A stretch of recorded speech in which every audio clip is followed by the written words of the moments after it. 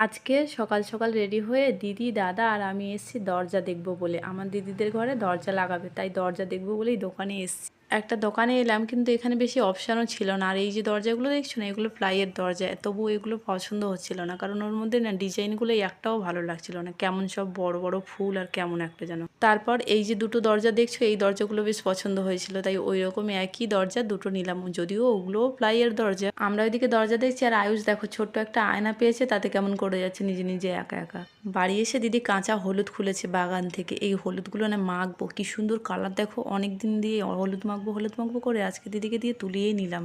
আজকে আবার দাদা ফিরছে নিজের কাজে, এসেছিল 2 দিন হয়ে গেছে, আজকে ফিরে যাচ্ছে আবার। দাদা চলে যাচ্ছে, রাস্তায় দাঁড়িয়ে দেখছিলাম হঠাৎ মেঘ পুরো ঘিরে বর্ষা নেমে এলো, আর এতই বৃষ্টি হচ্ছিল, ভাবছিলাম যে আজকের বোধহয় পুকুরটুকু সব ডুবিয়ে দেবে গ্রামের দিকে। আচ্ছা, তোমরা বৃষ্টিতে ভিজতে কে কে পছন্দ করো কমেন্টে জানিও তো। যাই হোক, ব্লগটা আজকে এই পর্যন্ত। দেখা হচ্ছে কালকের অন্য কোনো ব্লগে।